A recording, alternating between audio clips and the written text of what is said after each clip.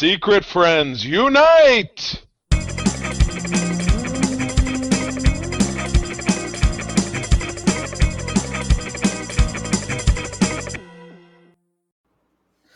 Welcome to the Secret Friends Unite podcast, episode 493. This is your guide to the geek side, and I am one of your hosts, Todd Oxtra, living large in Minnesota. We're all ready for the Shocktober. It's early fun. Getting it shot. We are joined by a regular suspect, that is Charlie Carden. Todd, I heard by this guy who wouldn't shut up in line behind us on ice cream that the Vikes beat the Packers today. Yay! We don't like the Packers. Even though we do not like the Packers. No, we do not. Not in our area. Not here, not there, not anywhere. Getting ice cream or at ice cream? I'm not sure. Is that the name of the place or that's what you got? What is at ice cream? Is that like... I don't know. It sounded like you were saying, I was at ice cream, and I'm like, I don't know what that is. Standing online for ice cream, this guy who just needed to talk about football. So since he kept yapping, I at least inquired about the Vikings because I wanted to. There you go. You learned a little something, Charlie. So good for you. Yeah. And we are joined by a resident expert in the world of the spooky, the scary, and the terror, because we are joined by the Terrorific Lady, aka Brandy. Brandy, welcome so much for joining us. Hey, thank you so much for having me. Anytime I have an excuse to talk about horror, I'm all there. Nice. Awesome. That's fantastic. I found you on Threads. That's where I'm meeting a lot of cool new people, and your passion for horror, teaching people about horror, going deep, and just your passion, I love it. And I'm ready to be schooled about things I don't know about. And if you have any recommendations in the world of horror, because Charlie knows me, I'm a little of a scaredy cat at times, but I like being scared. So. Anything John Carpenter. I'll just throw that out there. Oh yeah, we're doing one this rotation. He typically comes up every Shocktober with what movie have we seen? So we're excited for that. It's one of the 5 legs of the beast. But yeah, let's jump into it. Yeah. So we'll get the business out of the way first and foremost. Oh, do we want to ask Brandy her geek origin story, and then we'll get into the business and then move on. Yeah, business before business. So business me. Yeah, tell us about how you got into all this. Well, it all started whenever I snuck downstairs when I was around 6 or 7 and watched a horror movie that I definitely had no business watching whenever I was that young. So that's usually how all horror origin stories start. It's like someone's too young watching a movie they shouldn't be watching. It was Hellraiser, by the way. At 6. Yeah. So, I was pretty hardcore for a 6 or 7 year old. But yeah, I grew up a lot around horror because my mom was a big fan. That's why I'm so into John Carpenter, is because she was a fan and she was showing me all his movies. And then I got out of horror for a little bit in my 20s, but then my 30s, I just dove right back into it and just head first and just surrounded by all this cool horror stuff.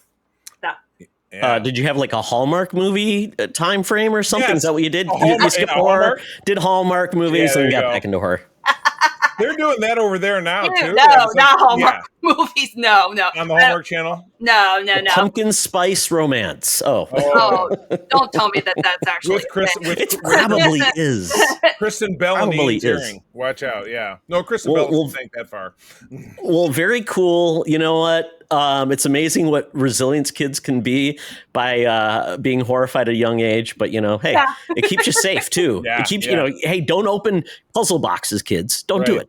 Yeah, so don't open puzzle boxes. Don't ask for anything from Cenobites, and just stay far away from limit configurations. Always stay together. Turn the light on when you go into a house. Yeah. Don't say, wait, what's that? I'll go look. Stay here. No cabins, and never say a name more than once. No. Right. Don't say it more than once. Don't need to. Oh my gosh. Beetlemax. Beetlemax? No. Okay. Candyman. Oh my goodness. All right. Well, let's get through the stuff and then we'll talk about some stuff. So we always like to give homage to these absolutely fantastic people on our Secret Friends Unite Patreon over at patreon.com/Secret Friends Unite. We have a ton of great additional I was going to say product. It's not product. It's content. We have ad-free versions of our show, early versions of our show out there, and all kinds of fun stuff for as little as $2 a month. So you also, when you join up, can check us out for a week for free. So that is the way to do it. We would love to have you over there. Over on our besties level, our pals Chris 1H1D, my buddy Derek, the figure dude, Francie, my wife's hairdresser, the Xbox expansion pass, Mr. Luke Lore, and my Uncle Tim. Heck of a nice guy. I don't know how much he listens, but he does support us, and I do dig that. Friends with Benefits level is John Sedorf, the awesome Phoenix Sisters Entertainment. Now, Todd, you got to see our friend Kelly yesterday at the X Experience that you're going to talk about later. Yeah, I'll talk about that. But yes, wonderful folks. Met both Kelly and Crayley. Had a great time. They were both dressed up to the T's. Also, Kelly's husband was with them. So, I love great meeting people in real life.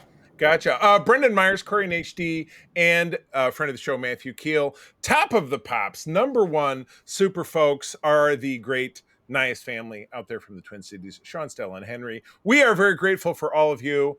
And once again, patreon.com/Secret Friends Unite, 7 days for free. And if you like what you hear, plan on sticking around because we want to have you. Oh, Todd. So we've got the month of October, because this will drop on Tuesday, October 1st, with our first scary cover from 1979. What do we got going on here? It's called Have You the Nerve to Face the Unexpected? This is kind of a cool book from DC from 1979. It includes 3 chilling comics. So you got The House of Secrets, The Witching Hour, and then Unexpected. The cover, it was only for $1. So you got 3 big comics. Cover is basically a guy at a library. A skeleton obviously is mad that he's taking his book, and it says, "Oh no, if what this book says is true, I'm about to die. Secret of the Dead Man's Diary." Probably not a good title I would recommend checking out. I think all that he's really seeing in there is there's a mirror. It's one of those little like mirrors you'd have like in a locker, because so he can see the hands behind him. Because what else is the book going to say? Oh, you're going to die sitting in a chair in a library and you're wearing a blue blazer and you left your tie at home. What could the book say? It's a mirror. I'm cutting through it. It's a mirror. Charlie, this guy hasn't even cleaned his bookshelves. Look at all those cobwebs. I mean, come on. Disgusting. I mean, if he's doing that, he's not really worried about it. The great thing about this book, and obviously I think you want to know more about this, these are the names of the stories within this book. Secret of the Dead Man's Diary, Don't Monkey with Murder, Dead Heat, The Garden of Death, Midnight Muzak, Beautiful and the Damned, Give a Great Big Smile to Satan, and Moonlight and Mayhem. That sounds like an episode of Treehouse Terror. I mean, or 2, because there's so many stories. It was so many stories. Yeah. Oh my God. And for a buck. For a sawbuck. So Brandy, I'm not sure if you're into comics or not, but horror comics have a long tradition with EC Comics, Tales from the Crypt, all of those things. Yep. So everything I mentioned about this book, all these stories, is there anything that you would be particularly interested in checking out in this book? One of those stories, or what do you think? I would probably want to check out all of it because the cover draws me in. It looks really interesting. Anything that, like with skeletons on it, it's like, yep, I'm all there. I'm there. So, and I've read a few editions of a Marvel comic called The Vault of Evil. So I haven't really gotten like too far into it, but it's really cool to see like what people thought was creepy back in the 70s. Oh my God. Oh yeah. Tomb of Dracula. There's so many. And as I hear it, just the streets of New York City, Times Square was supposed to be just absolutely terrifying. But not in a way that was fun. There wasn't the zombies that will kill you. It's the pimps and the crackheads. They didn't have crack back then. They were just called junkies. That's true. But don't monkey with murder. Yeah. You know what? Never trust a monkey. They're never going to do the right thing. Oh my gosh. Do the right thing. Well, you know who's pretty famous for not doing the right thing on our staff? That's probably our senior news correspondent, Madam Webb. A long sordid history of being long and sordid, or short and sordid, because I think she's only about 4'8", as I recall. Or even shorter with the marionette strings. I mean, you put a picture of her out Happens there. When you're 124, Charlie. You shrink. I guess you shrinking. Yeah, she gets any smaller, she'll be like Ant-Man. But anyway, she's down at the corner of Hollywood and Vine, waiting to give us that which we need to know to kick off this Shocktober, our news and scoops. So let's go. Now it's time for Madam Webb's Rumors and News. Take it away, boys. Thank you, Madam Webb. 124 years, 124 Halloweens, Madam Web. I know you're so excited. You are probably hoping we do not review one of your movies that you appeared in back in the day, which was A Chorus of Crones, where you would kill men with the sound of your voice. No, of course, of Crohn's. I thought you were talking about like Crohn's disease. I'm like, oh, don't make fun of that. That's rough. Well, that would be a horror film right there. Yeah. Oh my A Chorus of Crohn's disease. Yes. My goodness. All right. Well, up first we have. This was I guess we got this probably a little sooner than I would have expected, but kicking off next summer will be Thunderbolts Asterisk from Marvel Studios. This is yet another example of taking a core title that we all loved and had a great punch back in the 90s, which was a new superhero team bursts on the scene. Nobody knows who they are. They're filling a gap because the Avengers have disappeared into a pocket universe. And at the end of the first issue, they revealed that all of the characters are villains who are masquerading. That is not what this movie is about at all. But what Marvel has done is taken all of its like F-level villains in a lot of regard and cobble them together in a team run by Elaine from Seinfeld, which is scary enough. And you also get Bob from Top Gun, who is the mystery character. Playing Bob again. Yeah, playing Bob. He's Bob, and his name is his name Bob Pullman? What's his name? Louis Pullman. I bet Bob's his middle name. Yeah. I bet Bob is his middle name. But Brandy, what's your affinity with Marvel? Are you a fan? Are you aware?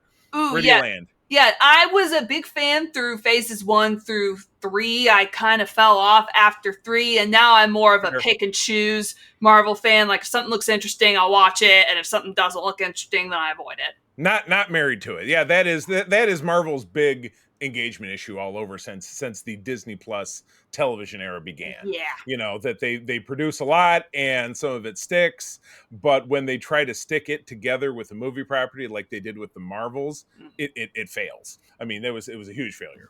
But this was a teaser, but it was pretty full trailer, 2:15, 2:30. There's a lot of content in here.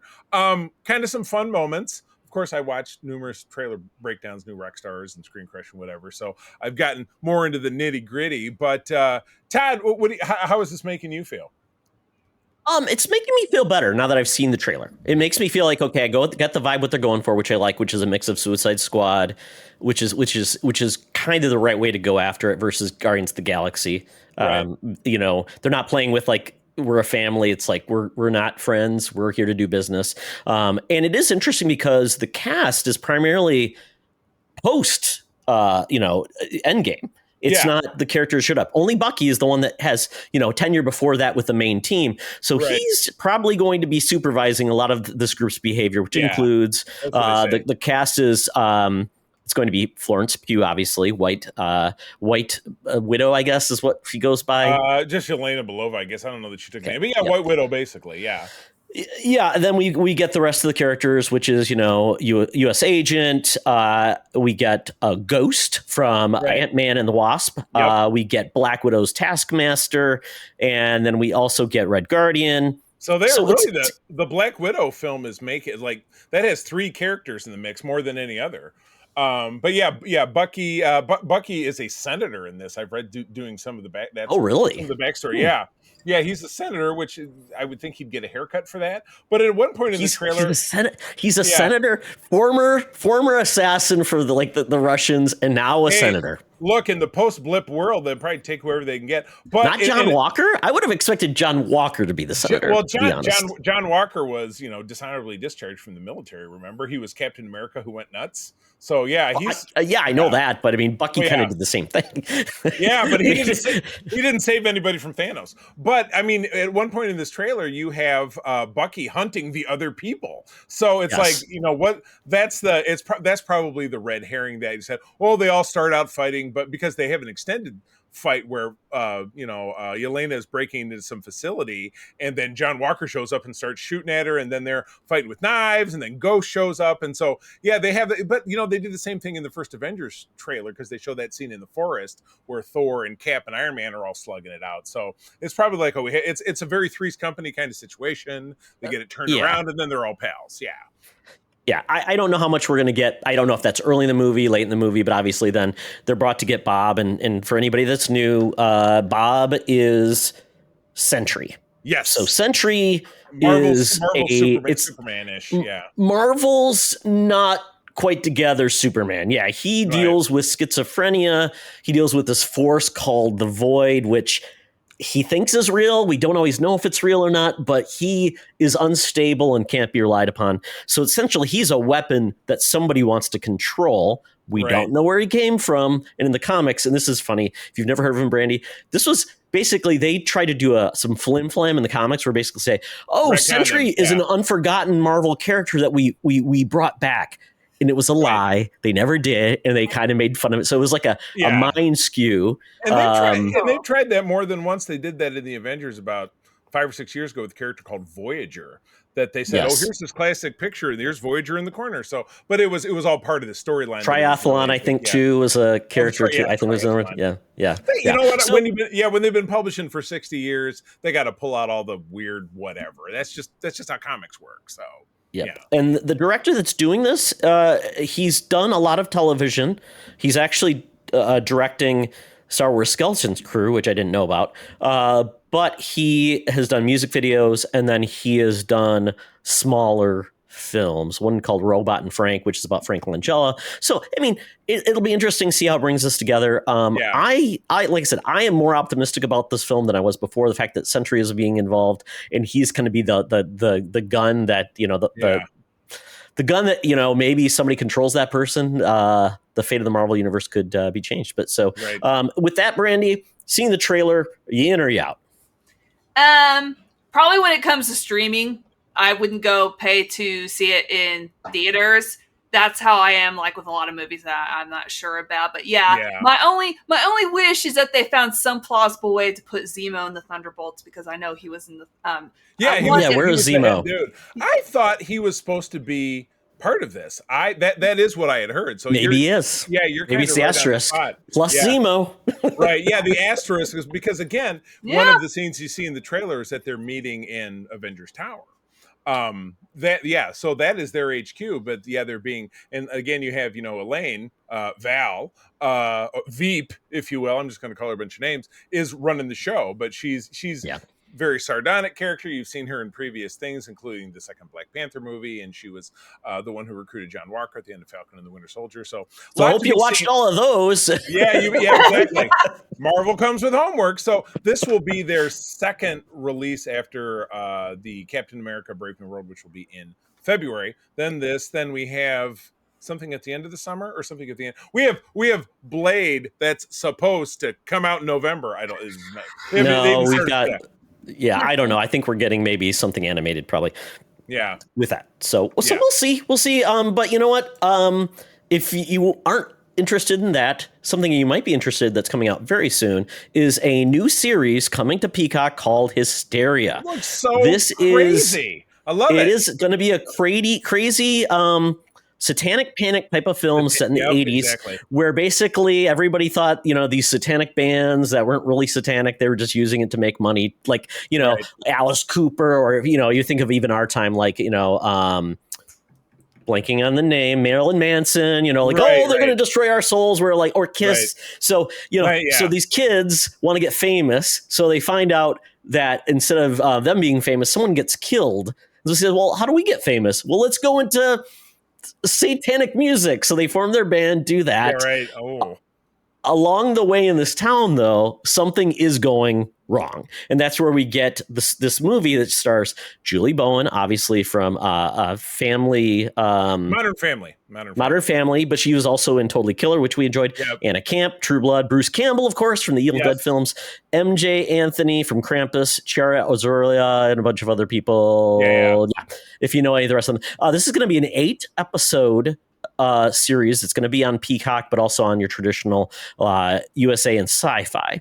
Okay. And what's the rating, as it were, if it's going to be on those basic netlets? Is it not graphic? Is it somewhere in between? No, Sci-Fi. You can drop F-bombs on Sci-Fi now, which is just crazy. Well, I mean, they've given up the ghost on AMC, because it's cable. So I mean, you can do whatever you want, not network. They just decided the line was, there's no basic cable anymore because things are streaming and apps and whatever. So I get it. Somebody's not just going to be flipping stations and hear an F-bomb because people pick what they watch. So yeah, I get it.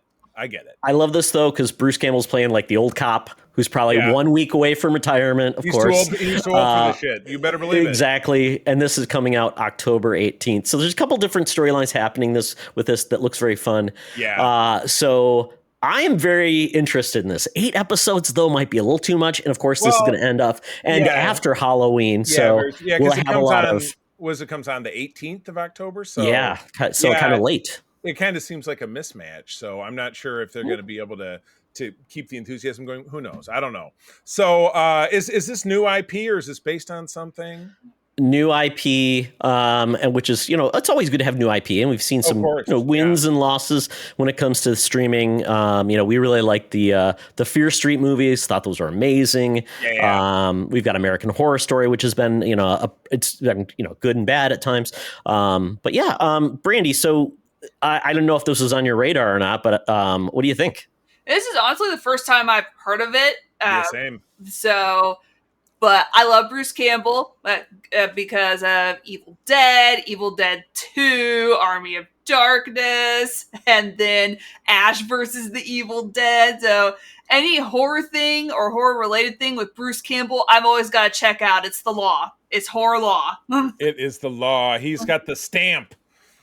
Yes. Yeah. Don't forget Bubba Hotep. What was the other movie that was in? They Call Me Bruce. Is that what it's called? My Name is Bruce. Where he played himself, and he had they thought he could actually take out like a demonic force. It was very funny. Oh my gosh. Well, very, very good. Yeah. Either way, both of his names are Bruce. Well, cool. We'll take a glance, and you said we'll be able to grab that. You said Sci-Fi, and where else is it at? Peacock is going to probably be the most people's access, unless you still have traditional cable. We just got Peacock again because April did Instacart and it was 3 months of that. Plus SNL came back on, which was hilarious today. So, all right. I didn't rewatch this trailer, but I watched it earlier this week, but I should have because The Last of Us is one of our favorite things around. I think April and I watched it back to back, like about 6 months ago after having seen it when it came out, which was about a year ago. But this is fantastic. Now, Todd, watching this trailer, you're a video game guy. You've played, are there 2 games? 2 games.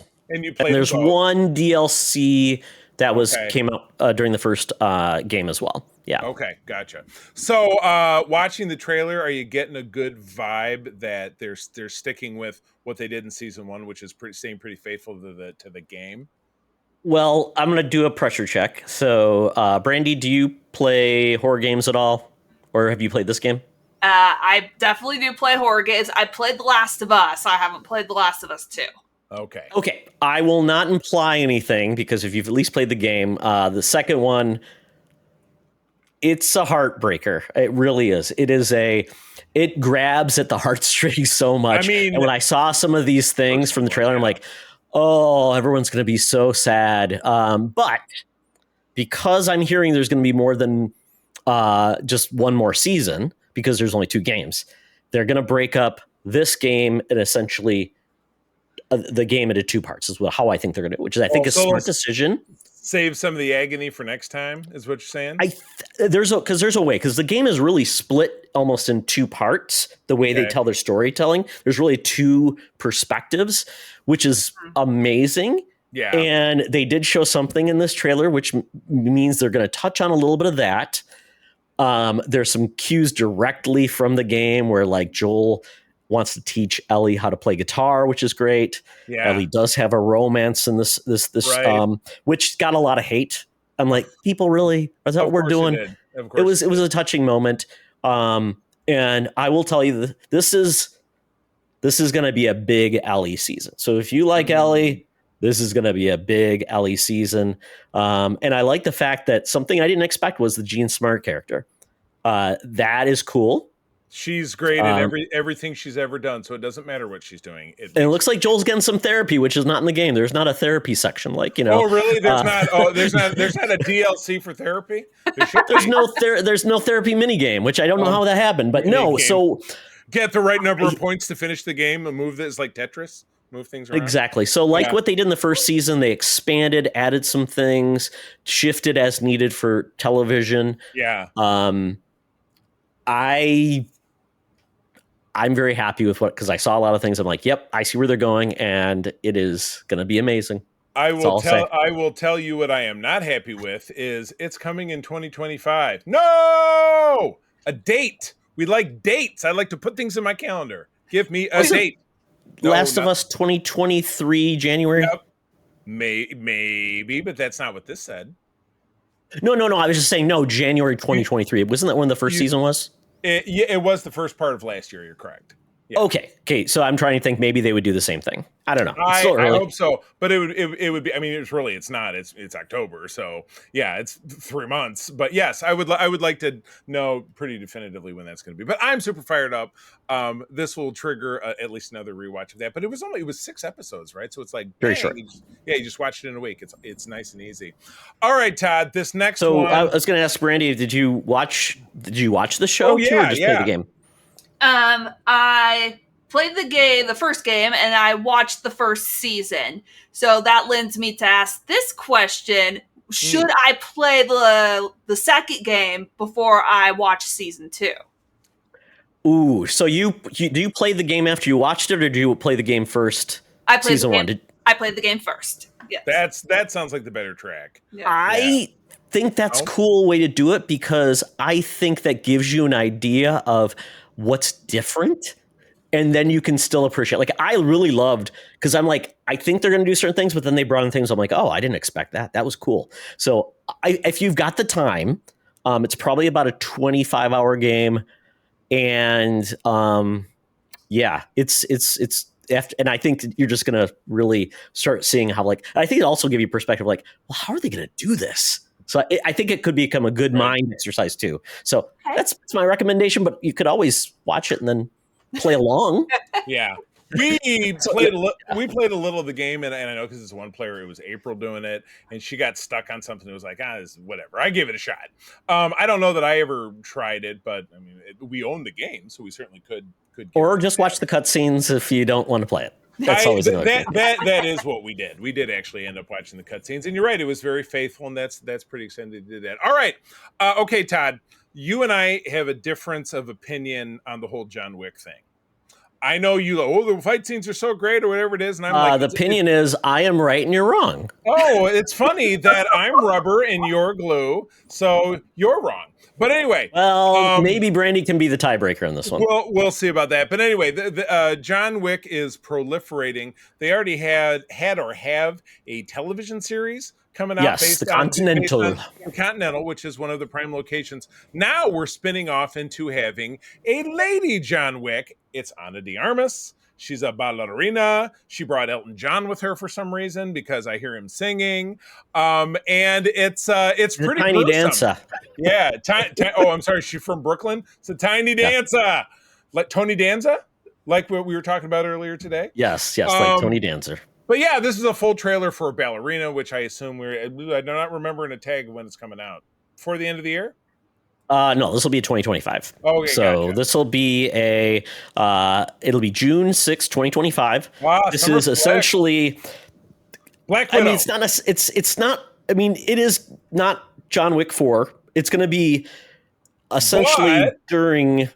Yeah, it's going to be essentially during the John Wick era. Yeah. Because we do get John Wick in this showing up. We do get the Continental does show up. That's how basically she's brought in to be raised to be an assassin. Black Widow, Red Room. It's very Black Widow-esque in that case. And whoops, you just went mute, bud. You still there? Oh, I hit my mic. I'm too excited. I can't take it. Yeah, it's got I need to stop touching my mic. But the cool part about this is there's this group called the Ruska Roma Ballet.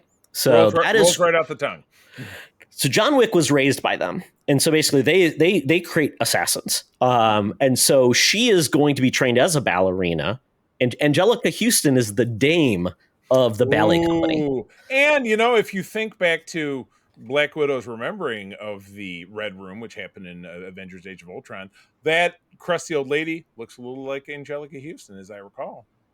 Could be the same thing. That was Angelica Houston in there. So, I mean, yes, could be.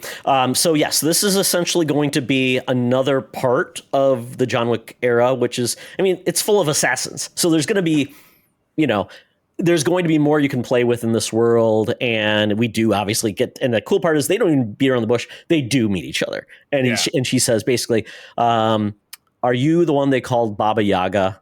And yes, which is true. That's what they call him, the Baba Yaga. I'm bummed out that David Dalmatian didn't show up. So well, so I saw this trailer. I'm like, I love Ana de Armas, and I like the fact that she is perfectly capable of doing these amazing, gun fu as they call it. I love the gun choreography. It's amazing. Yeah. It's just so exciting to watch versus just another boring kind of fight scene, which I've loved. Like they excel at that. Yeah, she's believable with the physicality, the same way that Scarlett Johansson is, which is what really sold those movies too.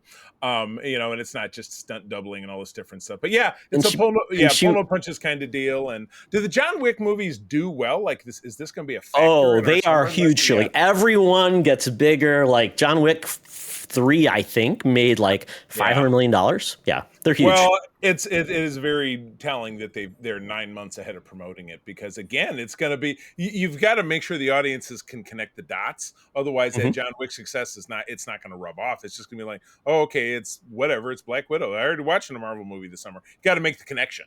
So it's good that they're promoting it now and spending their dollars. That's smart. So I don't know. I give it a crack. We'll kind of see what happens. Well, this might be a good entry point for you versus having to catch up with all the John Wick films. Well, since you might be more agreeable to your interests. I get the feeling the John Wick's movies wouldn't take a lot of brain processing to get caught up. They don't. Not at all. They're very.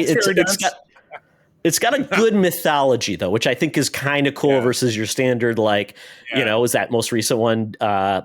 Dave Bautista, where he thinks he's going to die and he's a hitman. He takes one more job. Oh God, yeah. And he's got to pay to get out of the job. Exactly. Where Brandy, where do you land with the John Wick movies? Any love, any dislike? I love the John Wick movies. I saw every single one in theaters. High five. Oh, yes, it's Keanu Reeves. How can you not love Keanu Reeves? Even the bad movies that he's in. It's just all you need to do when he came at the end of this trailer is go, whoa, and just watch people dropping their dollars. Boom. He doesn't say dude, Charlie. He doesn't say dude in the movies either. No. Dude, I'm gonna kick your face in, dude. Well, I will remember your words when we get to our summer movie wager. Brandy, Todd, and myself, and John, who is our third college roommate, we have for almost 10 years now done a summer movie wager where we guess the performance of the top 10 domestic box office, and so we have to have a good guesstimation of what people will really actually want to spend money on. So obviously this is going to be a factor. So I will not forget. And Ana de Armas was awesome in the Bond film she was in. Yes. I thought she was amazing in that. So that makes me so excited, because when I saw her play the role, I'm like, oh, she would be amazing in it. And of course, now she is. So there you go. Stuff. Yeah. So we move to our last story, and it's very appropriate for Shocktober. We are getting a long delayed, I guess, third entry into the I Know What You Did Last Summer. Is it the fourth thing? I think it's the fourth. I remember the first one because it's on our summer 4th of July watch, because it said 4th of July. Okay. That's 4th of July movie. I know there was a second one. I saw it when I was in college at like a free screening. I remember that. I know there was a third one where it was still Jennifer Love Hewitt, but she and some friends went to a resort, but it was a setup. And so this must be the fourth one. Okay, so I actually read the article, and I did find out in 2006 they did another movie called I'll Always Know What You Did Last Summer. There you go. And then in 2021 there was a Prime Video that premiered that I Know What You Did Last Summer TV series, which ran for one season. So this is an entire averse, as it were. Was there any connectivity between the show and the movies? I couldn't tell you, Charlie. I don't know. Brandy, maybe you know. Yeah. Did you get into these movies? Because they're a little bit more like popcorn. They're more horror, so to speak. Yeah, I only watched the first one, and then I was just like, I'm good. Well, You didn't want to see Brandy get killed in the second one?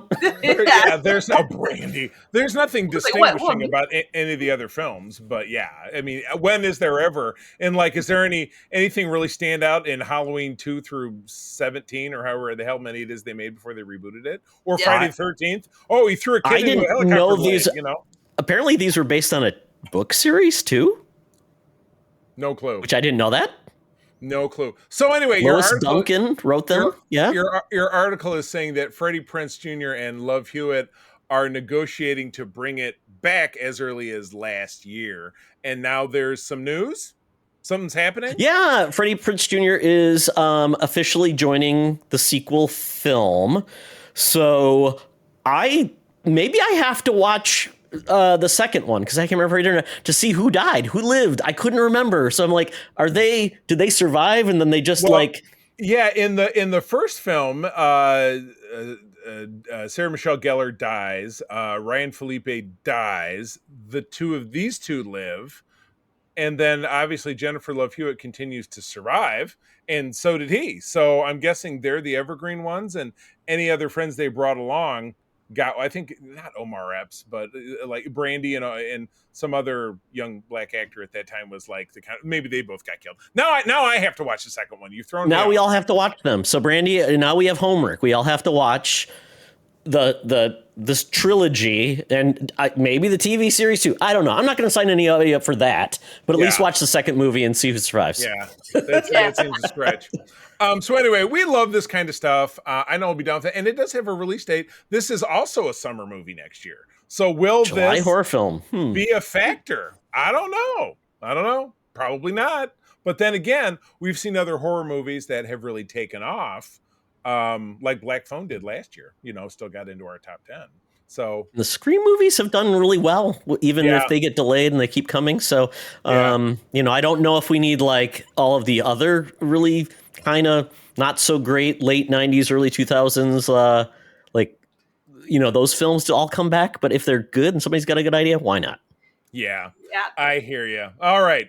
Well, I'm into it. We'll be talking about it one way or the other, I am sure, once we get to next summer. But that takes us out of the news. It is time to summon up that Fuber out of my feeble Uber app so we can get a ride downtown, sideways, uptown Scuggsville to the Geek Easy in Nastyville.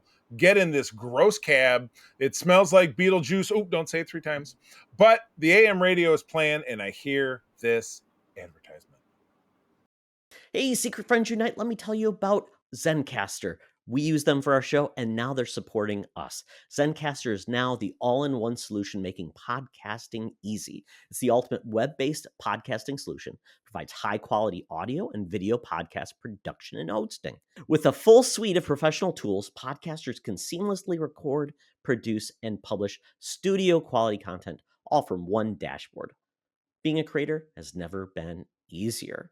And we chose Zencastr because of the ease of use, high quality output, and it makes it super easy for our guests to come on. We had multiple solutions we tried before, and Zencastr has just been the best fit for us. Why Zencastr? It's now super easy to record a podcast with Zencastr.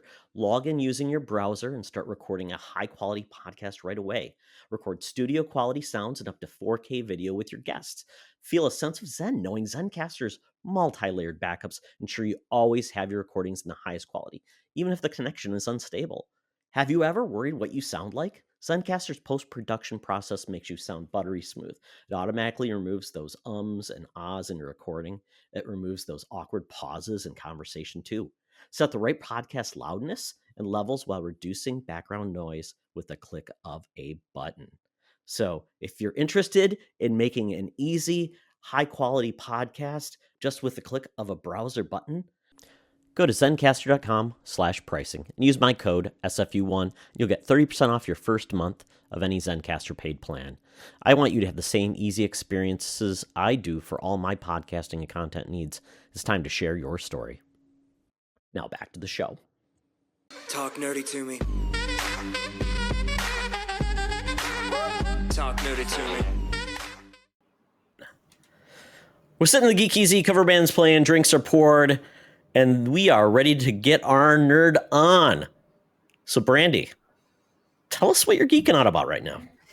Well, it's obviously horror. It's always going to be. But lately, as of late, I am watching the Terrifier franchise. So there's like All Hallows Eve, Terrifier, Terrifier 2, because Terrifier 3 is going to be coming out very soon. So I want to make sure that I'm all up to speed with all the franchise entries before I go in and watch the third one. Gotcha. What's So- what's the nutshell version of what the series is about? Well, basically, it centers around the central character of Art the Clown, played by David Howard Thornton, and you don't really know his backstory. You don't really know where he came from, so it's almost kind of like a Michael Myers-esque type of character, but a clown. And he likes to stalk and kill, basically like the typical slasher Yeah, film. and like, what's my motivation? Stalk and kill. Exactly. But Art is just so, he almost also kind of reminds me of a mime in his movements and his expressions and just the way he takes really sick joy in what he does, and you're laughing at times when you probably shouldn't be. So he clearly, he's a professional because he's not only gone to mime college, but he put in the extra time in a master's program in mime, a clown college to mime. So that's impressive. And he cares about he picked such a horrific name, Art. Art. Art. His art, because it is art. Yeah. And And those movies are all about very extreme gore, so they're not for everybody. But if you're a gore hound or like those 80s extreme slashers, then the Terrifier franchise would probably be up your alley. There was some extreme goo in this movie that we're going to talk about. Oh, yes. Everyone deserves to give Sam Raimi a paycheck for all the cool stuff that he introduced to horror. So I'm looking here. So the first movie came out in 2016. Small budget. We're talking like no budget whatsoever, made like $400,000. The second movie, though, came out in 2022. So kind of a long gap. Budget $250,000, made $15 million. So that's a huge moneymaker, cult following. Yeah. Smart. And Brittany, where do you find those at? Where do those stream if people want to watch them?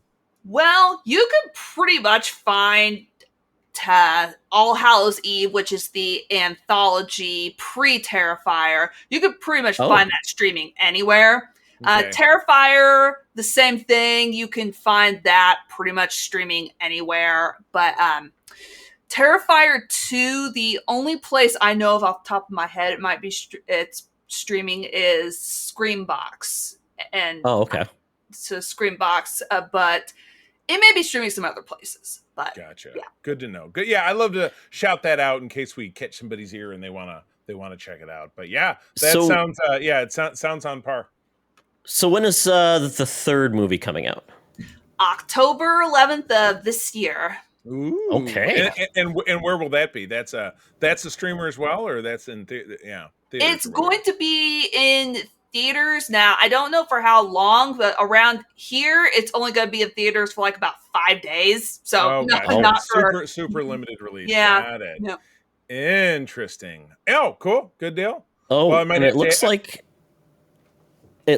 they have they're basically doing the films back to back. So 4 is apparently was developed the same time as 3, so probably back again very quickly. Mm-hmm. Fascinating. Wow. Yeah, well, very cool. Yeah, I'm morbidly curious. I may have to find a way to watch it and just kind of like not look at the screen very often. That might work. Like that. Yep. Oh, well, very Todd, cool. Tell me you didn't fall into the Grandpa Simpson trap. Oh, I did, Charlie. I did. Hold on your horses, folks. We are going to talk about the coolest thing in all the land. All the hip kids are watching it, and that's called Matlock. And the what new network? version.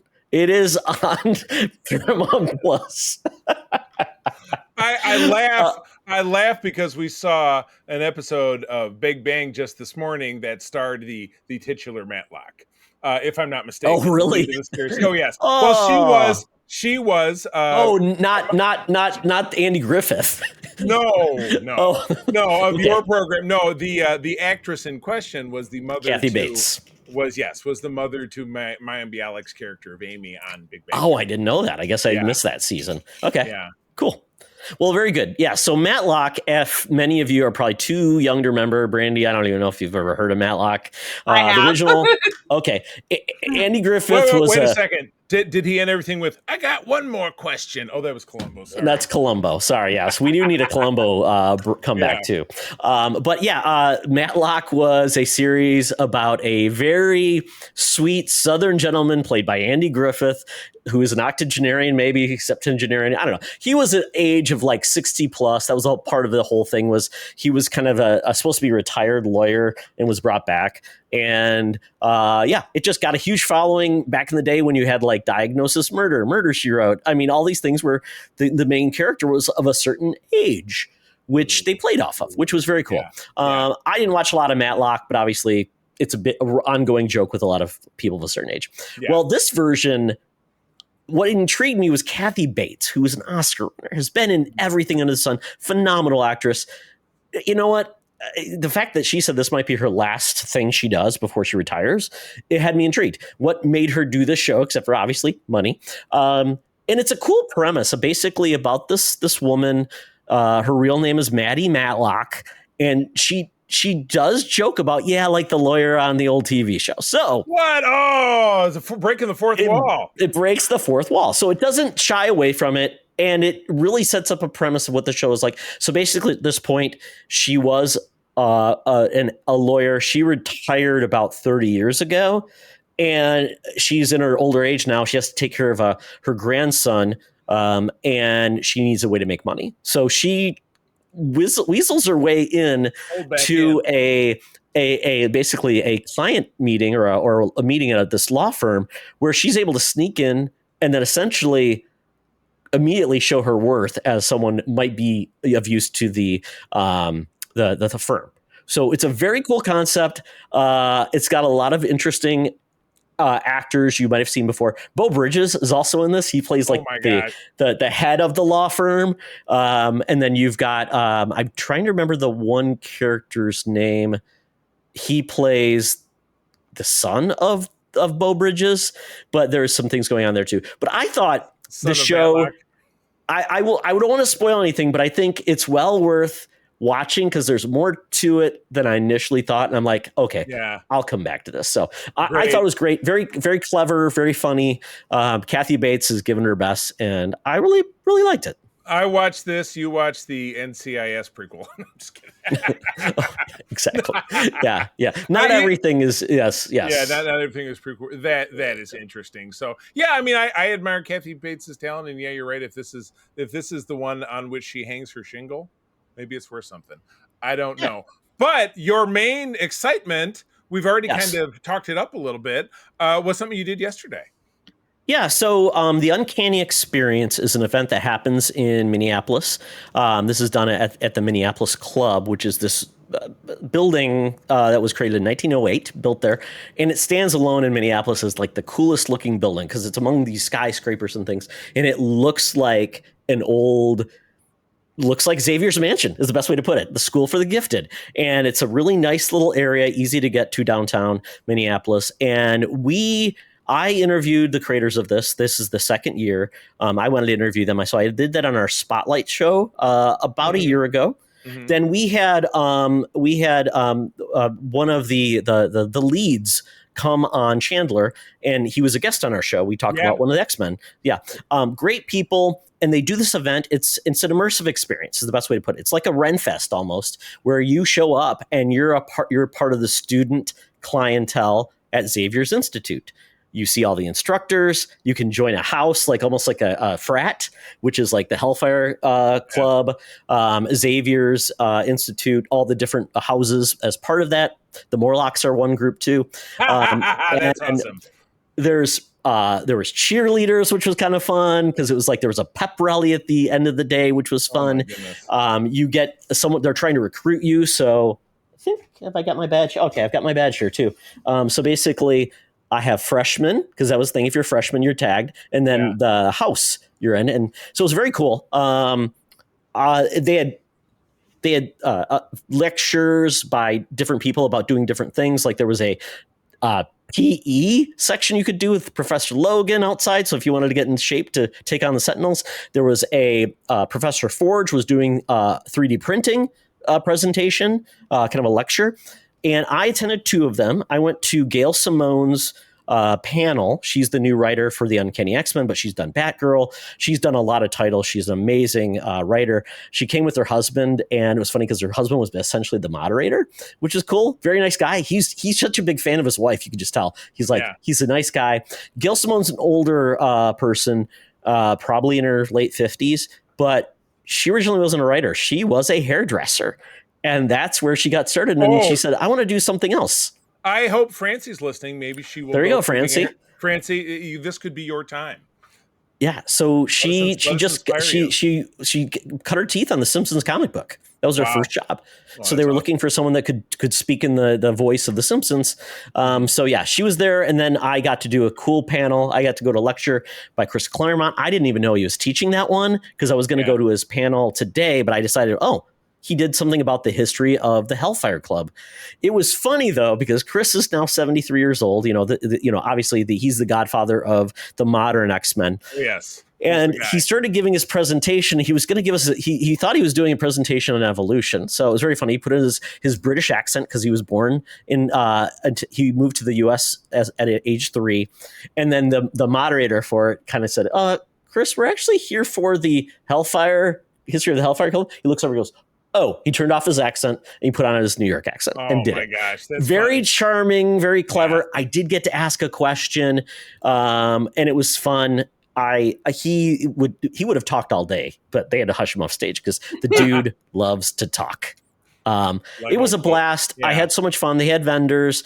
They even had, it was so funny because they had one of the vendors there was giving away free beer from their brewery. Yeah. So I bought a glass and it was very fun. They even had an X-Men musical called Xmas with the X-Men. So they did like Christmas songs. They had people on stage.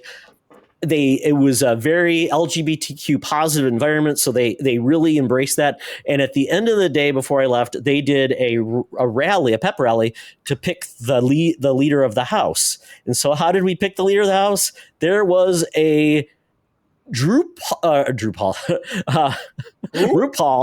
walk-off, and whoever got the most applause was selected. Jessie, Charlie, Jessie was a cosplayer. She did the walk as well. They had a lot of great walk-offs. The Magneto one was hilarious because he was waving his cape and just having a great time. But ultimately, the winner was Madeline Pryor, the Goblin Queen. Yeah. And it was amazing. I've got a lot of videos of it. It was just hilarious. They had a blast. So that's good. That's awesome. I highly recommend it. The place looked amazing.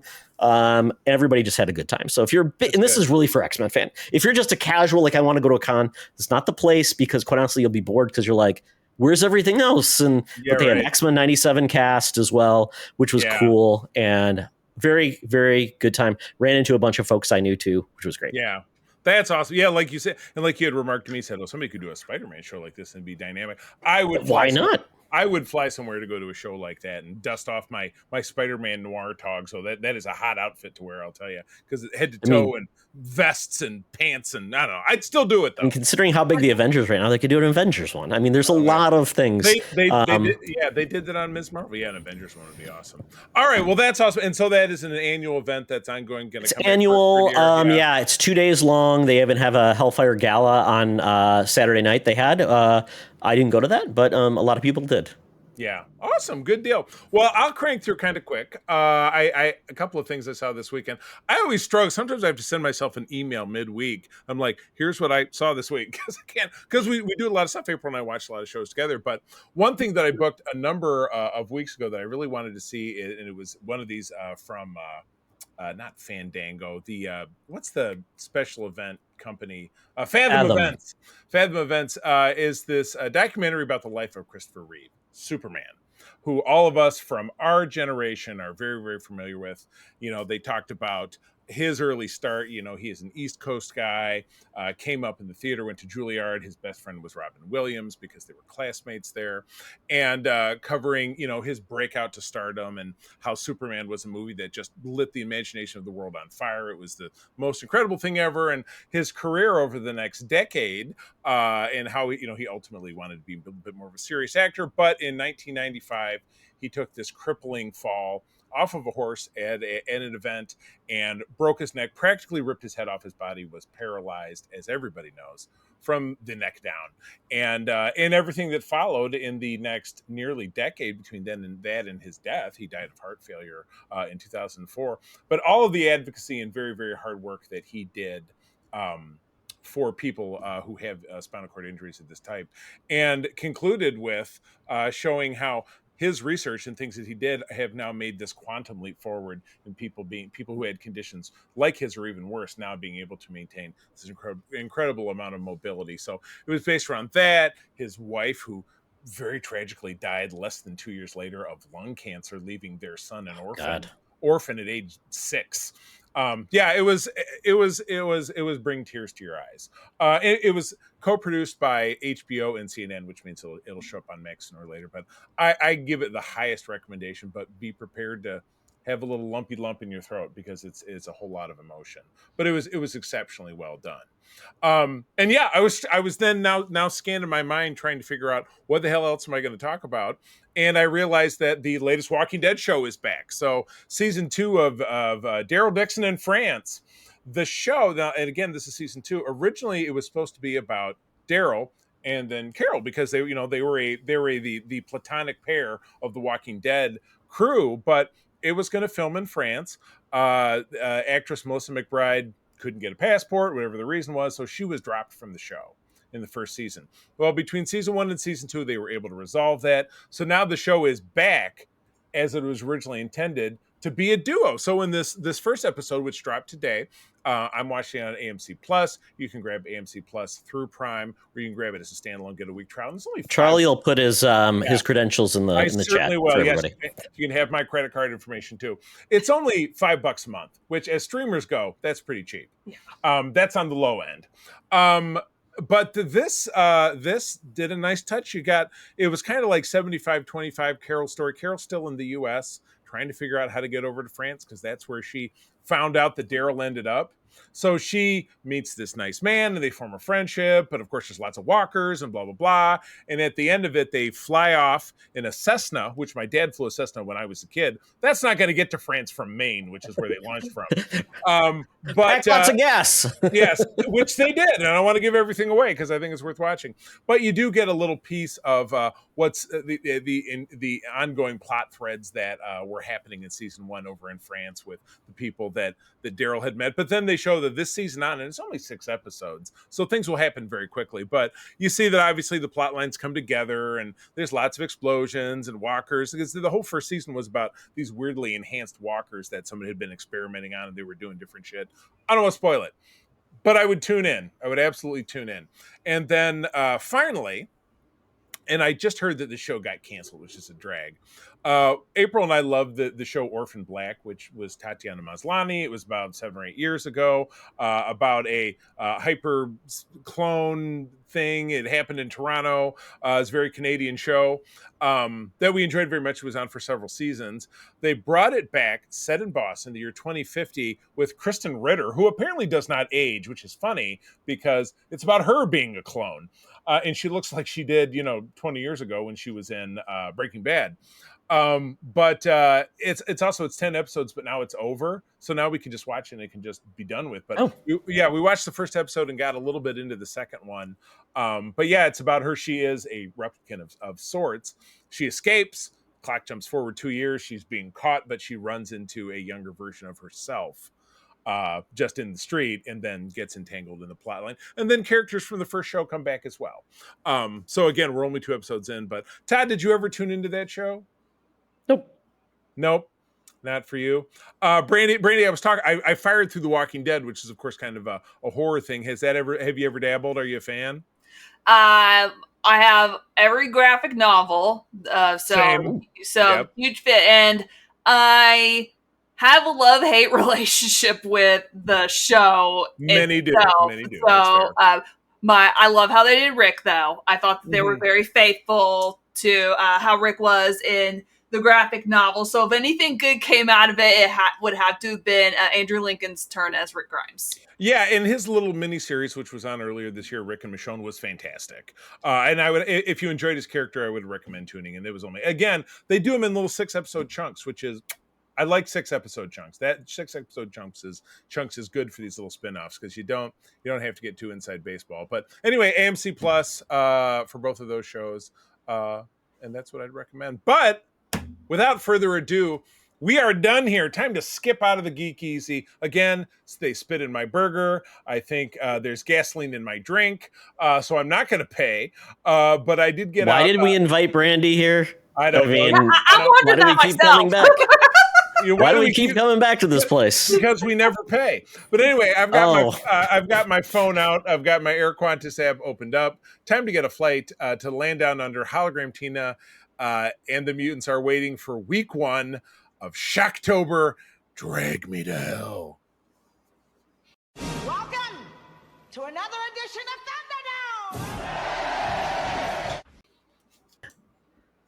Thank you, Tina. The mutants have been gathered for a topic or a game to be entertained.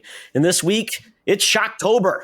We're kicking it off with a movie that I have long wanted to see, and that is Drag Me to Hell by Sam Raimi. My goodness, I believe this is one of the first movies he did post Spider-Man, Spider-Man 2, I believe.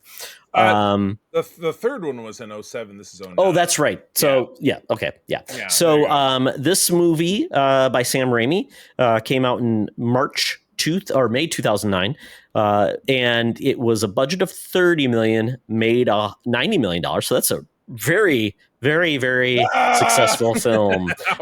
Charlie. And then we've got our cast is Alison Lohman, who plays the lead, Justin Long, Ruth Olivier, Lorna Raver, Dilip Rao, David Paymer, Adriana Braza, Chelsea Ross, and then Reggie Lee, and then Molly Cheek. There's a lot of other actors, but they're not very primary in this. So I would say hit those, and I think we'd be good to go. Fun fact: Molly Cheek, who plays Justin Long's mom, was in the Gary Shandling show. I'm like, I know her from somewhere. And Jim's mom in American Pie, the lady who made the famous pie. At first, I thought she was I thought she was the mom of 90210. I thought it was, and I'm like, nope, it's not her. It looks very much like her. Yeah, and in those American Pie movies, for no good reason, they killed her off in the third one. In the reunion one, she was dead. She was like, "Oh, your mom American died." Pie funeral. Yeah, American Pie. That's kind of a sad reason to get together and have sex hijinks. American Pie, American Funeral. Yeah, it was a rough one. Okay. So, all right. What do we got? So the plot of this film: a lone officer who evicts an old woman from her home finds herself the recipient of a supernatural curse. Desperate, she turns to a seer to try and save her soul, while evil forces work to push her to a breaking point. So, I will say I'd never seen this film before. I've always wanted to somehow just slip through the cracks. Charlie, you hadn't seen it either. So, Brandy, is this a movie that you have an association with? I have it on my shelf. I'm nice. I'm big into collecting physical media, so it is sitting on my shelf. I have the DVD that has both the unrated version and then the theatrical version. Wait, there's an unrated version? I don't know which version I watched then. It gets goopier. Oh my gosh. Yes, it is goopier in the unrated version. Just to let everyone know off the top of the head, if you're interested in this, after we talk about it, it can be found on Amazon Prime. So definitely. I don't know which version though. I don't know if it's the theatrical or because I watched it on Prime as well. So I don't know. Brandy, I'm assuming. So for this watch, or did you watch it fresh again? Actually, it's a movie that I come back to about every month or so. But I always, I watched it last night on my DVD, and I watched the unrated version. It's Okay. It's the only thing is that it's more goopy. There's not really like any like deleted scenes. Now it's more goopy that have made their way like into the unrated version, but it's like the goopy scenes are expanded. No boy. Now more eyeballs and nosebleeds. How did she get another eyeball? Where'd that come from? Oh my gosh. So Charlie and I knew once I knew this was a Sam Raimi film, I'm like, I know what to expect, especially when we got a lot of the Sam Raimi elements that essentially this feels like Evil Dead 4. Quite honestly, if you count the Army of Darkness as 3, this felt like Evil Dead 4 if you wanted to make a more streamlined film. And since he's not doing the modern Evil Dead films, this felt like a new Evil Dead film. Where the hell was Bruce Campbell? He's in almost every one of Raimi's movies. Yeah, I mean, he was even in Doctor Strange in the Multiverse of Madness as the hot dog guy. You know what I mean? So it looks like Brandy knows. You don't have to raise your hand. It's okay. Yes, I do. I was about to say, I do know where Bruce Campbell was actually for this one. He was meant to be in Drag Me to Hell, but he was in Burn Notice at the same time, and scheduling conflicts led him to like not be in this film. That's just that. You know what? That's a good problem to have if you're an actor.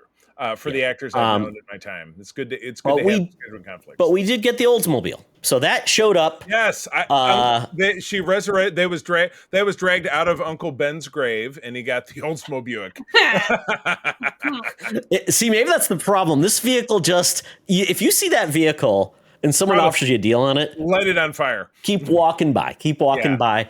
Apparently, Uncle Ben sold it to Peter sold it to the Gypsy Lady because he needed to get rent. The Gypsy Lady cursed Aunt May, and that's why the Green Goblin kept coming around. I'll bet. That's true. Absolutely. All right. Okay. So this movie, it's funny because Alison Lohman, she plays the main character, and she is looking to succeed in the world of banking. She's a loan officer, and she wants to succeed to become essentially the assistant manager, played by David Paymer. He's the manager. So she's good, but he's like, I don't know if you like to take chances or if you're cutthroat as much as your competitor, the really creepy Reggie, who's a new guy, but he knows what to do to succeed. So she says, okay, I'll do what I need to succeed. And when she looks over, who's staring at her?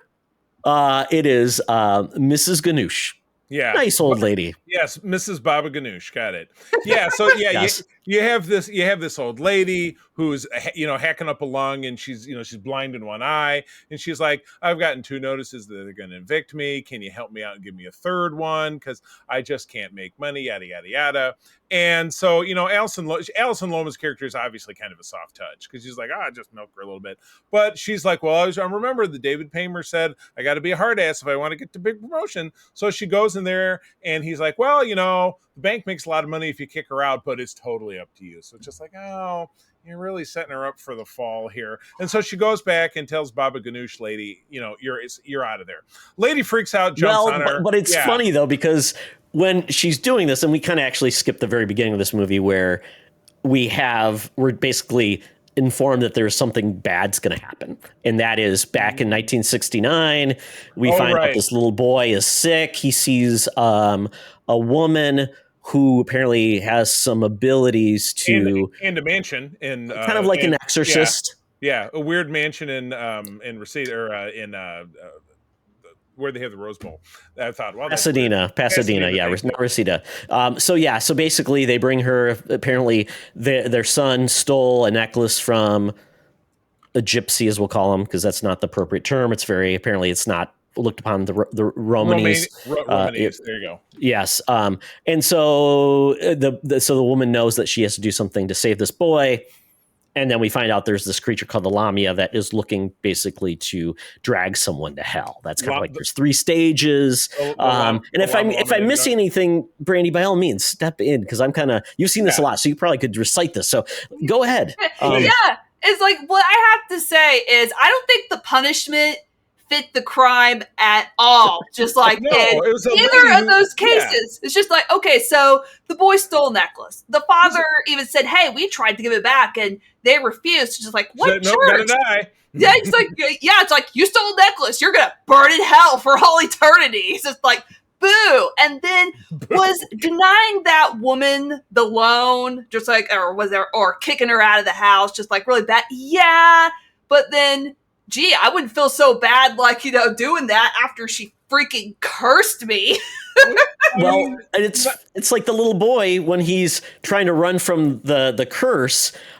He falls really far. And I'm like, well, he's dead. No, he's okay. Well, he was and he's totally, like he got rewarded up, with, he's like, oh, I'm cool. Blah. Yeah, exactly. But yeah, the woman getting kicked out of her house. I mean, that's a bummer. But couldn't the family help? Oh, Yeah, I don't want to bother my children, but I'd rather curse you. yeah, you're like, oh, well, yeah, you're right. So you're right. So you got that. And at the end of it, not only did she get kicked out of her house, but she also died. Anyway. Well, I want to say that the other thing about, and this is where I knew this was a Sam Raimi film, because the life force, the Lamia, just starts just hitting people across the room. People are getting like destroyed and beat up, and it's just so funny to me. It's like, because that's what Sam Raimi does. He likes like slapstick, like Three Stooges humor. So that's where a lot of it comes from. He doesn't play it up straight. There's certain moments where you're expected to kind of be like, really, Sam? And he just starts eating it up because he's like, I love doing this. But when the old woman's at the bank, it's so funny because you look over, and by the way, she's like hacking like green ooze. So that's first gross. And she's like, oh, and she's showing her. Gotta, take her dentures out. And she takes her dentures off to get a candy, and then you look over, she's stealing the candy. I know. Maybe our main character should have cursed her for stealing her candy. Yes, the banker's curse. I will say this big picture, that while the elements of it were very scary and stuff, I think this film could have benefited from having a real screenwriter involved, because it's just it gets very Kevin Smith. It's written and directed by, so it's almost like George Lucas. It kind of gave me a Phantom. It's a family affair, Charlie. Yeah, it's a family affair. It was like there was no filter, because none of the elements really, it was like, let's write some dialogue that people absolutely couldn't say. You know what I mean? Like Justin Long, who's her boyfriend, who takes a speakerphone call that the girlfriend can hear in the hall, where the mom's like, oh, that girl you're dating is a hick. I really want you to date so-and-so. It's like, because that can really help your career. And I'm like, people don't talk. Like, why did you have that call on speakerphone? It was full of a sequence of events that just didn't seem like people. Charlie, how many people do you know that use the speakerphone out in public? It was just a pretense to people in reality, right? I mean, that was. Yeah. I mean, I think that the plot progression totally, like, I was looking for a little bit more. Hey, this is a little bit. It was crazy enough. Why not? It wasn't meant to be a serious film by any means, Charlie. This is like over the top. They were not looking for like award-winning dialogue. It was like. It was over the top. It was like if the top was like maybe the top of the Chrysler Building. That was just like, April and I were just looking at each other like, why is there now eyeballs shooting out? And why is there now, the whole thing in the parking garage? Have you not seen Evil Dead 2? Eyeballs are a big part of it. I know, but that's the woods, Todd. All kinds of things happen in the woods, not in the city. Eyeballs are only in the woods? Well, a guy in a pit and this stuff. So it was a bridge too far.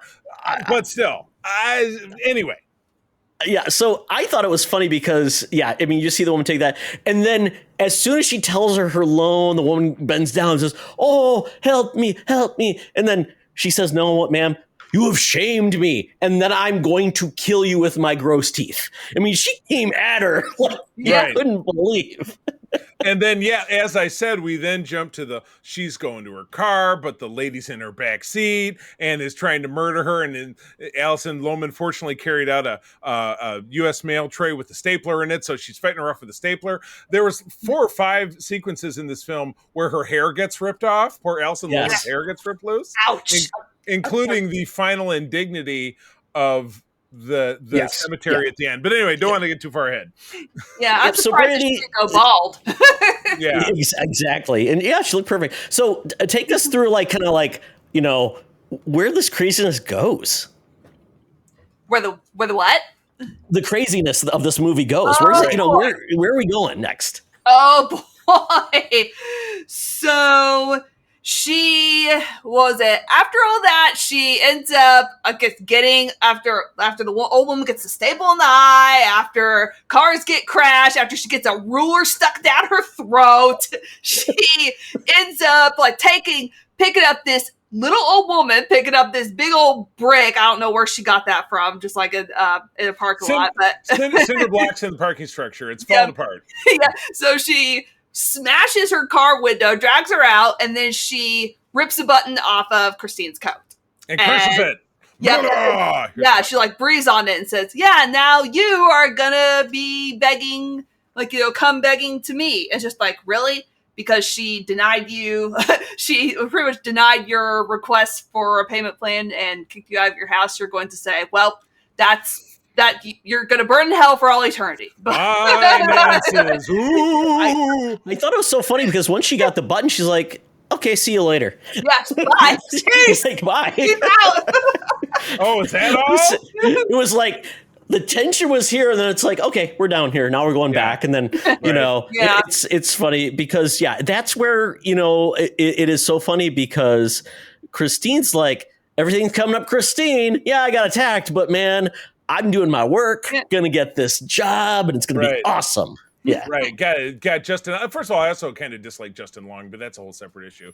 That's I like him. That's her boyfriend, and he's a college professor, but he comes from a snooty family, and they have to go to a snooty family dinner. But by this point, the curse is in full swing. So she's hearing things and swallowing bugs and eyeballs coming out of the cake, and oh my god. Well, she has to go to the seer, to basically find out what's going on. He charges her $60, and then he's like, "You can have your $60 back. I don't like you, lady. You gonna die." But he ended up keeping the money because Justin Long said, well, he did offer the money, but to give the money back, but he ended up keeping it just like anyway. So it was probably just more like a courtesy thing. Well, she's not going to need it. Spoiler alert! Hell, 3 days. She doesn't need money. What's she gonna do with money? They don't have money in hell. They use Bitcoin. I've heard. So we find out that more bad things happen. We've got this shadow because they say it's going to be 3 days. Once you're cursed, it's like air first. Was it wind? So what is it? What is it, Brandy? What is the three things? I think it's just like you start seeing like shadows and then just like the wind blowing around. And then day 2, it just escalates into just like really horrible violence. And then by the 3rd day, it's just like, you're too late. You're going to hell. You get dragged under by a bunch of little demon hands. By scary arms. Yes. So essentially, she knows at least what's happening. So she thinks, I think I'll be okay. And then things go even worse. Like she's up in her room and she, once again, tangling with this force in her room. She gets thrown up in the air, beat the crap beat out of her. And Justin Long finds her like, what happened? You did this shit all by yourself? Right. And it was... And the seer tells her, a blood sacrifice might be necessary. So this little kitten, and it does happen off screen, but you see her burying it. And Justin Long, they don't live together, but he's coming to pick her up for something. She's like, "Oh, you look like you got blood in your sleeve." "Oh no, I was making a tomato soup or something. I'm good." And so that sucks. It was very much common. Like at that point, you're like, okay. I guess she means business now because she's going to, she truly believes it and whatever I need to do.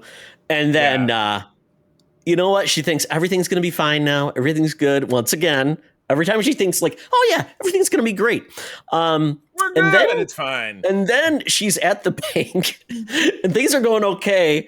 And then her boss is like, oh, you got a little drip of blood right there. What's and then going she's on like, that's what I'm just like, but she goes back to work the next day and it ain't no thing. Oh, it's fine. But at that point, the skeevy guy steals her file for the big deal she's working on, and he gives it to the bank's another bank. competitor. Yeah. And so when she goes back to work the next day, nothing gets brought up about the fact that her boss was covered in her blood. No. But because he's just sitting there doing paperwork, and he's like, oh, you know what? It turns out that blah, blah, blah got a line on this deal you were working on, so it's being canceled, but your promotion is probably dead in the water as well. Sorry. Yep.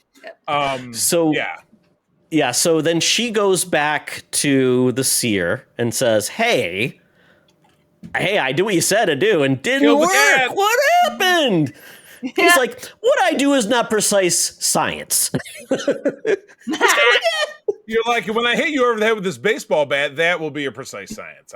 He's like, did I quote you a % accuracy? No. You just believed me, a dude down the street running a palm reading business. With a fake accent, without a doubt. Yep. Oh.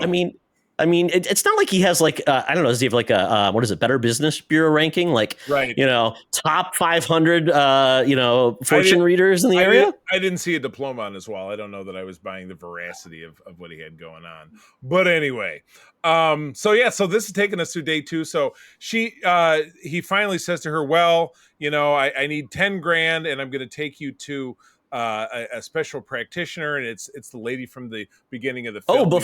We're too early for that, Charlie. Oh, sorry. She basically says, well, you can always ask forgiveness.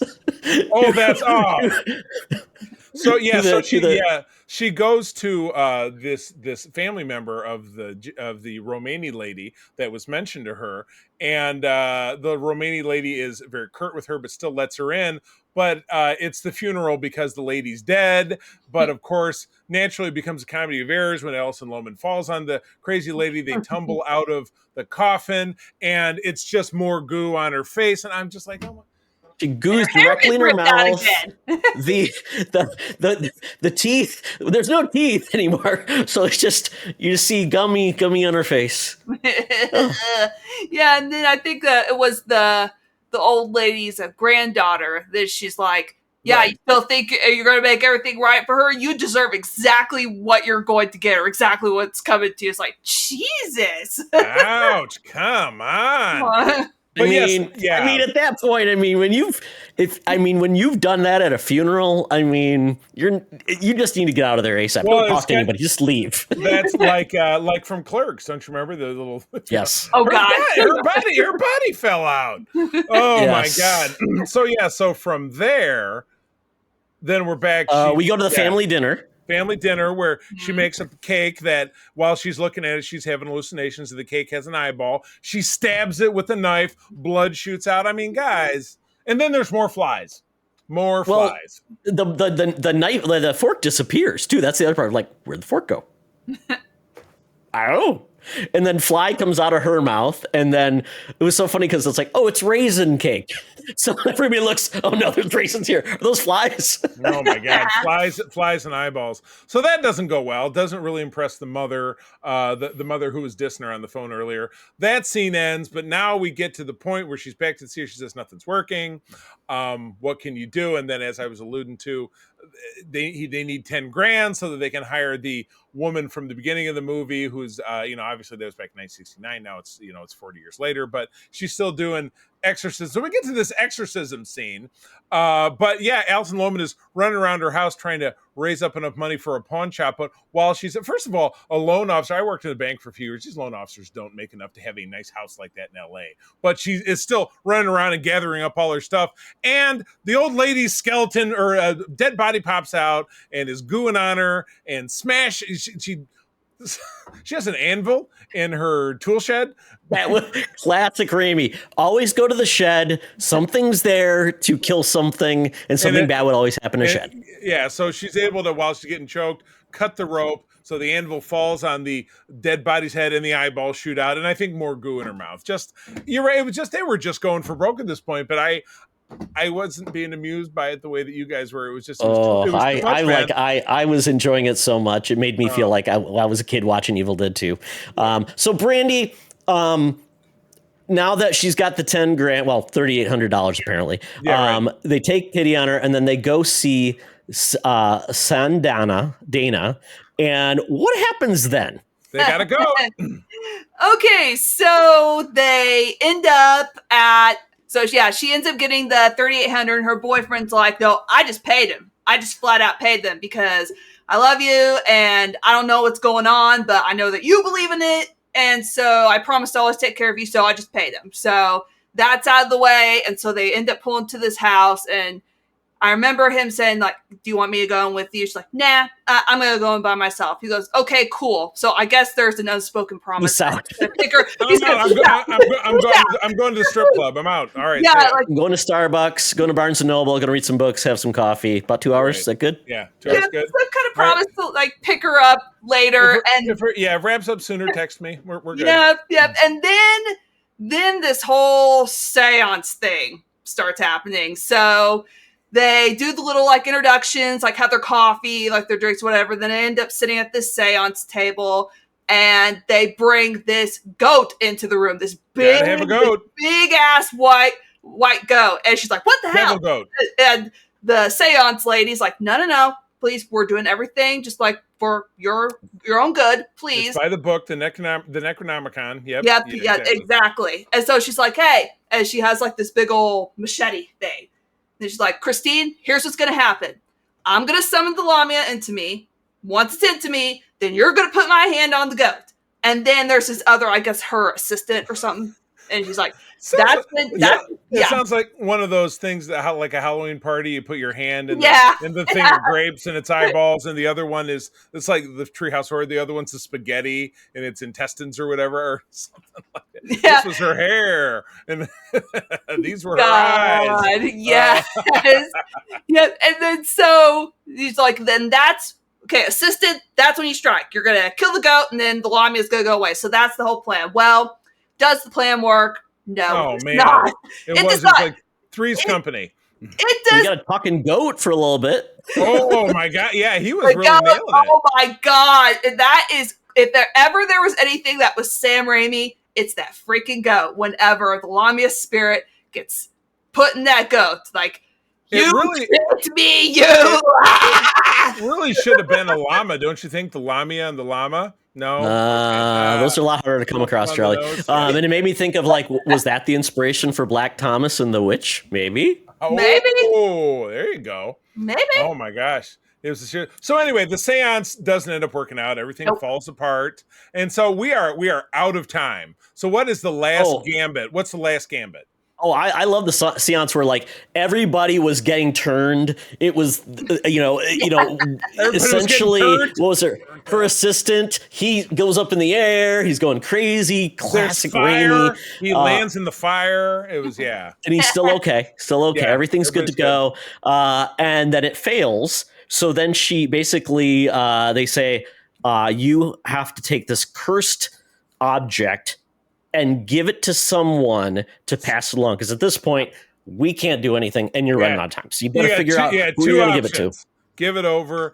And of course, it was very paper thin what happened, because she and Justin Long are driving. He slams on the brakes, and she dumps her purse on the floor of his car, and she's picking all her stuff up. She had taken the button and put it in the exact same type of tiny envelope that he had earlier used when he's a coin collector, and she had found him a rare coin that he had put in the exact same type of tiny envelope.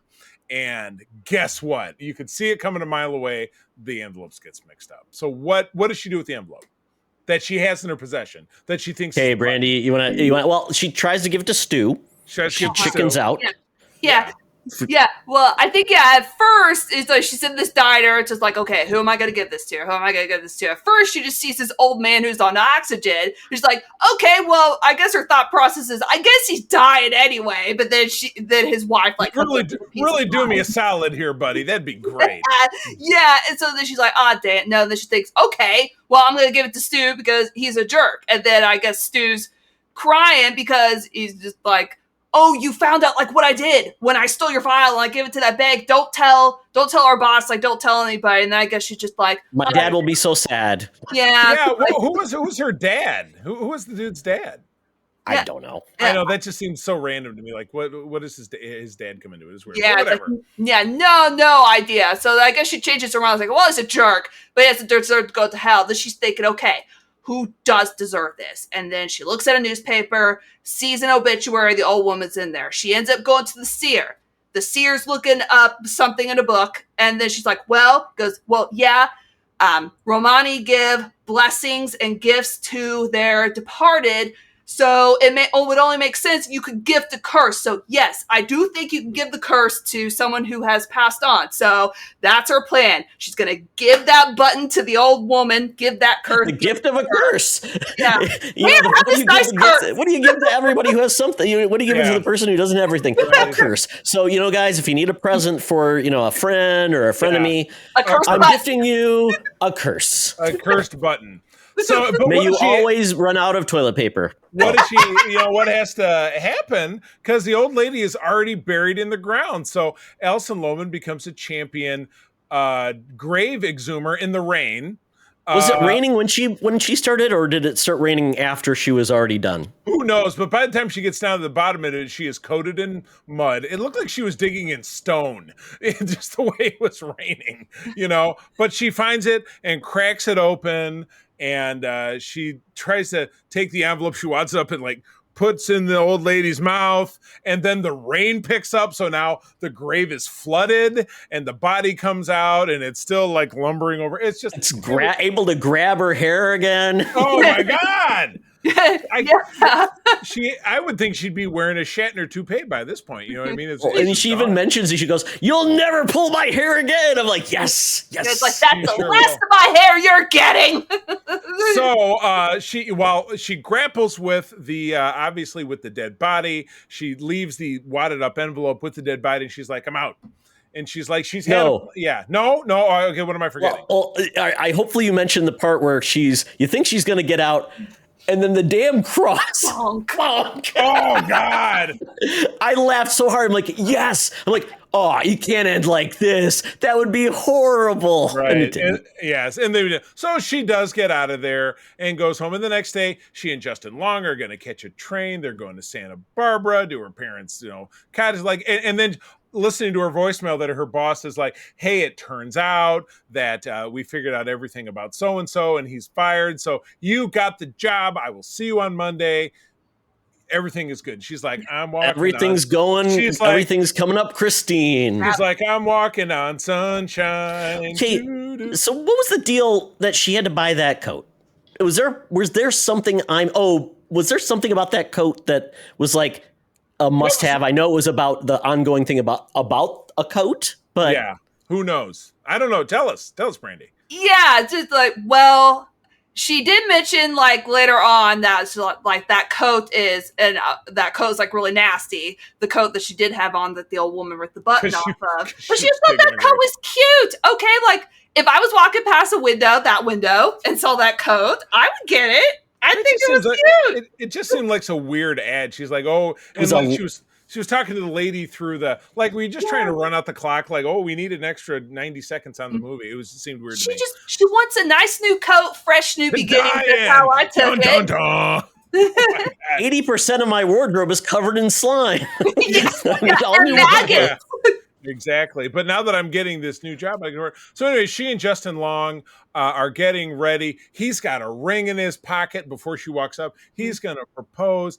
Everything seems great. So what happens when everything seems great? They're standing talking and the wind picks up and the sky gets dark. And he even breathes like, "Why did you get a new coat?" I Right. Yeah. And she's just like, "Yeah, I threw it out. I never want to see it again." He goes, "Oh no, because you see, he pulls out the envelope. I have this button." And she's like, crap. And she starts falling back and into the train track, and you're like, "Oh crap!" And Justin Long's like, "I'll save you." He's like, "Oh shit, hell's opening up." Yeah, a train's coming. Yeah, she's simultaneously a train coming there, but then hell opens up. The big scary finger. This is the one thing that was kind of freaky. All the hands grab her, but as they pull her down, her face starts to melt. I noticed that. I was like, "Oh." Like, "I love you." And come join me. Yeah. Reading out, he's like, I think maybe we should be on a break. Once the flesh started melting, he just kind of pulled his hand back. It's like, I know this may make me sound like a dick, but I'm going to say no. I at that moment when I saw that, I'm like, oh yes, they nailed it. They nailed the ending. She was like, she did so much to survive, and still through that, she got screwed. You know, it's funny because if you follow her character thread at the beginning, she's like, oh, she's just a regular old person. But then, you know, she vigorously beats up this old lady while she's attacking. And she's willing to try. She was thinking about killing Stu. She murders a kitten. I mean, she takes a lot of bad turns that at the end of it, do you really feel as bad for her for what happened? She didn't deserve it.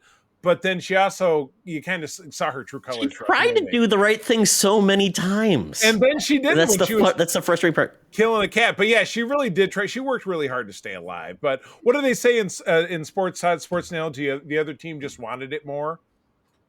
Oh, sure. Or you know, you just prayed enough to God to win. Yeah. Jesus liked me better than the other team, as they would say. Yeah. Yeah, there you go. So, yeah. That's it. So, Brandy, any last thoughts on this film? Well, like, I felt bad for her because I just look at her, just like her trying to survive as doing or going to like maybe the rational, desperate measures that I think any person might take, except for the whole like kitty stabbing thing. I mean, I'm a big animal lover. I've got 3 dogs. Oh, yeah. I don't think I just be like, you know what? I think I'm going to set the sacrificing thing aside and go like another route. Did you sacrifice a fish? Could you? Yeah, just right down the. No. Okay. That's so basically, there's like no line there. Maybe a worm. How would a worm? Would a worm hurt me? Oh my god! A bird? What about a bird? I wouldn't have a problem with a bird. Really. I mean, I wouldn't feel as bad. I can't. So Brandy, you're kind of screwed. You can't even like fly. Could I kill a fly? Well, if it was a fly, probably. Yes. They say blood sacrifice, so just something that has blood. I don't know. Yeah. Yeah. Yeah. It's just like. If it was a fly, then yes, maybe. But I mean, we've all probably in our lives swallowed 85 flies. So we've already killed them and we didn't realize it. Yes. I just want to say one passing trend through this whole movie. I couldn't stop thinking that the main actress, I kept on thinking of Pam from The Office. That's who she completely reminded me of. So I'm like, man, Pam, just imagine putting Pam in a horror film and this is what you get. Oh my God. Loved it. Well, Justin Long is no Jack Ryan. I'll tell you that right now. He's definitely not. Yeah, he's definitely not Jim from The Office. Okay. So at this point, we give our review score, something out of 10. So at this point, 10 eyeballs, Charlie, just for you. Out of 10 eyeballs, what would you give this film? I mean, like I said, the thing that was really lacking for me was, I guess I do like people to sound like people. And you're right, Raimi went the extra distance, but it didn't have the charm for me that The Evil Dead does. So I'm gonna have to swing this one with a 5 out of 10 eyeball. Sorry. So 2 and so like a half eyeball. So, sorry. The lack of Bruce Campbell definitely did not help you this one. Yeah, I did. Yeah. So sorry, it's a 5 for me. It was a no for me, dog. Sorry. So if it was Bruce Campbell, would you toss it an extra eyeball? Yeah, so that we had an even sets. So we had 3 sets of eyeballs. Absolutely. Yeah. Imagine if this was like, this was Evil Dead 4. He wasn't available, so I'm just calling it Drag Me to Hell, and it's got Pam from The Office. Maybe that's what the real plot was. We didn't know that. Brandy, what would you give this film, even though you might be a little biased? Oh, gosh, yeah. Well, I don't know if I would give it a 10 out of 10, even though I really do love it. It's got to be even though I try and visit it once a month, I still have to really be in the mood to watch Drag Me to Hell. I really have to be in the mood to watch like any really certain kind of horror film, but I would probably give it an 8 out of 10 eyeballs for the theatrical version and throw in an extra half eyeball for the extra goopiness in the unwritten version. Well, that makes sense. You probably get more eyeballs in that version anyway. Yes. Like at least 20.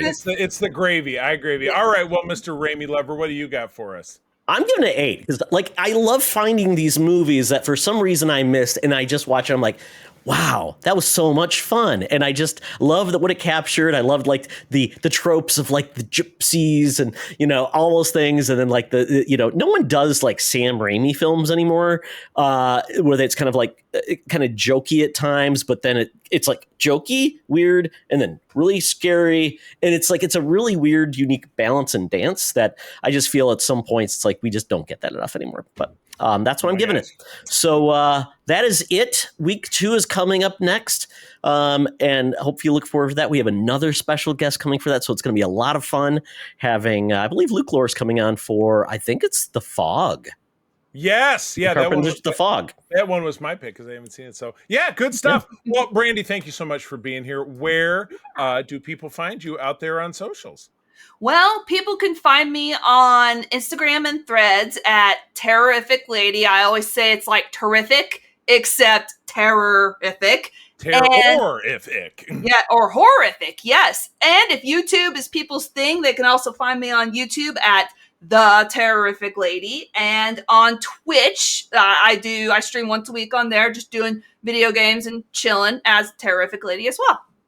Very nice. Awesome. Todd, what about you?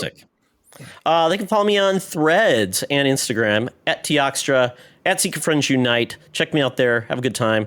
And yeah, check out our old episode. I'll put it up of the Uncanny Experience. I'll put that up there so people can, listen to that team and listen to them talk about it, because I don't ever think I put it on the mainstream. So that's what I've been up to. So check that out and have a good week, everybody. Very good. Awesome. And you can find me, of course, also on Threads and Instagram. I'm at the C3,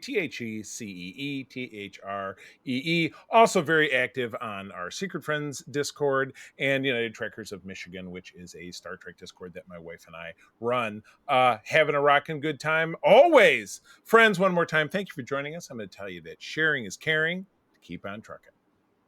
Be the hero, not the villain. In a truck.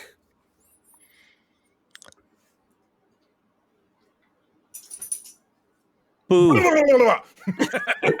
This podcast is part of the Secret Friends Unite podcasting network, available on Apple Podcasts, Spotify, and podcast services around the galaxy, as well as video on our YouTube channel. You can support Secret Friends Unite by becoming a Patreon member, get bonus programs and more over at patreon.com/secretfriendsunite. Join our Discord community for even more discussions on all things geek. For all the latest updates on Secret Friends Unite, make sure to follow us on Threads at secret.friends.unite and visit secretfriendsunite.com. Find our merchandise at TeePublic and Redbubble. Thanks for listening, and may the Force live long and prosper.